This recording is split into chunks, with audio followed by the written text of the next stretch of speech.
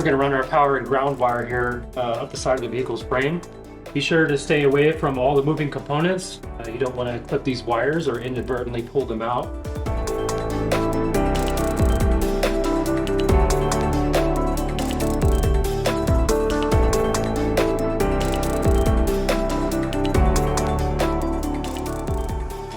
I am wiring together the lights that are coming into this relay here.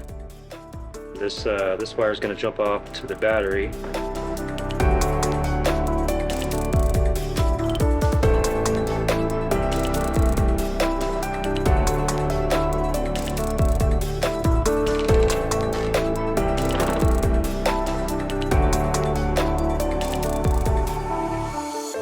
And then from your power wire coming from your relay, the wire that goes to the battery, you want to be able to make sure that this is an appropriately sized fuse for the load.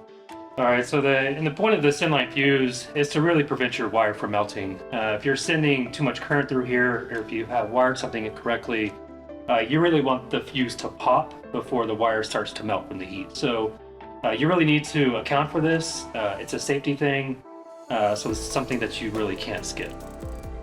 So in our case, we're running 4 lights through each relay. Each relay is pumping down 30 amps, pulling 30 amps from the battery.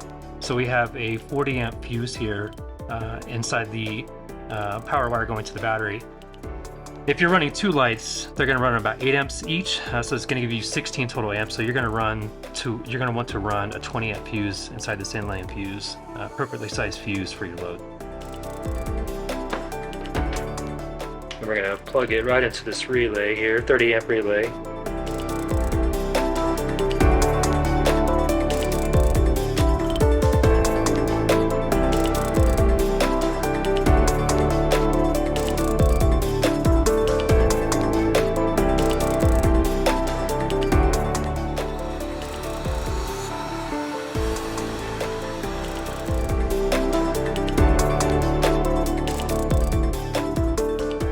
Alright, so when you get these lights, you're going to have 4 leads coming out of this open-ended wire. These are 4 16 gauge wires. This black wire here is going to be your ground. This white wire here is going to be for your white DRL, or your daytime running light.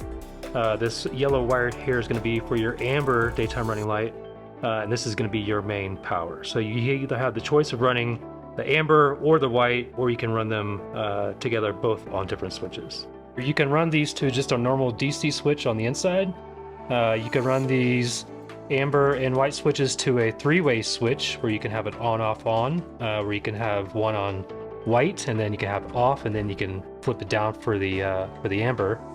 Or what you can do is you can pick up a aux panel and you can wire these into your aux panel. And this is the option that we decided to do. And what we did was we ran all the amber DRLs from all the lights into our amber button here, and then we ran all the main lights to our main flood option here. And this is just a better way to organize this type of thing, especially when you have a number of off-road accessories on your vehicle. Alright, so we got the main power coming here from our lights. And to be safe, we're going to wire this into a 30 amp relay. We're going to pop off the end of our wire here. This is the top pole on your standard 4-pin relay. Use heat shrink, slap this over the edge, protect the wire. Pop on our bolt connector here. I'm going to give this a good crimp. Make a solid connection. We're going to take the end of our wire here on our light.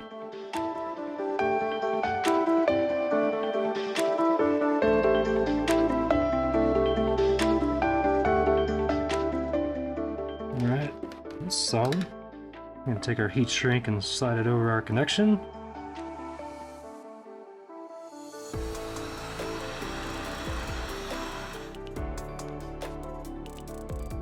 Alright, so basically we're left with a couple options here. You have a white DRL and you have an amber DRL. So you can either run these to different switches, or you can kind of make up your mind and decide whether you want to run the white DRL or the amber DRL. So in our case, we ran all the amber DRL together so that we can toggle them from one main switch. Alright, so we're going to take the trigger wire coming out of our relay here. We're going to strip this in. And you can take this wire and you can run it to a switch inside the cab of your vehicle, but in our case we have quite a few lights, so we're going to run it to the standard 8-gang switch panel located here on top of our battery. And we're going to pick an open slot here and then just run this right in.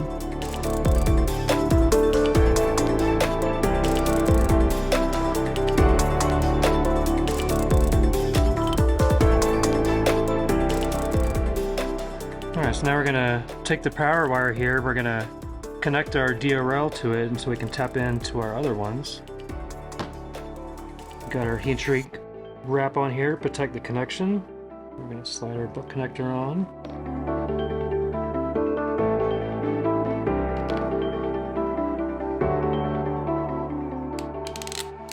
Let it get pinched. Nice and solid. And we're going to carry on to our DRL here coming from our lights.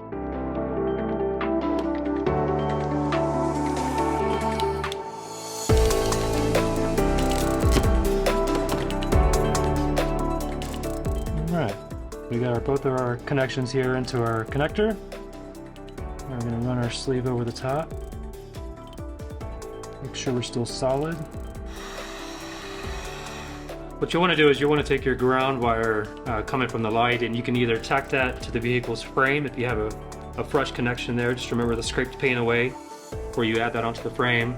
Or better yet, you could go to the vehicle's negative battery terminal, and you can probably better organize this by getting a small distribution bar to put on there to kind of separate out these wires. And as far as the gauge, you just want to run the same gauge of wire as you're running for your main power wire coming in. So if you're running 12 gauge for your power wire, you're going to run one 12 gauge for that ground wire as well. Okay, so we have our lights run to a relay, and the purpose of a relay is so that you're not running all of your power to a tiny switch. You don't want to turn on the switch and then open up the floodgates and all the power comes down to your small amp switch. So the point of a relay is to kind of soak up that power so you can control that power by turning it on selectively. The number of relays you're going to end up with really depends on how many lights you're going to run inside your vehicle. For our vehicle, we ran 8 lights on the top, and so we decided to split that into 2 different legs. The 4 lights on top are going to go to one leg going down the left side of the vehicle. The other 4 lights on the top are going to go down the right side of the vehicle, and each of those 4 lights are going to go into their own specific relays. And then the relays are going to be tied together, and then the trigger wires coming out of the relays are going to go straight into your 8-gang aux panel or whatever you're using to switch on that power. And the benefit of running those relays together like that is you can run it just on one switch. These are high amp draw lighting units, and you can run them on low amp draw power switches. And of course you have the option of running those on different switches, however you decide to configure that. They make these relays in standard sizes. This is a 30 amp size. Because 4 of our lights are going to be pulling down about 30 amps, which is this relay is sized appropriately for that.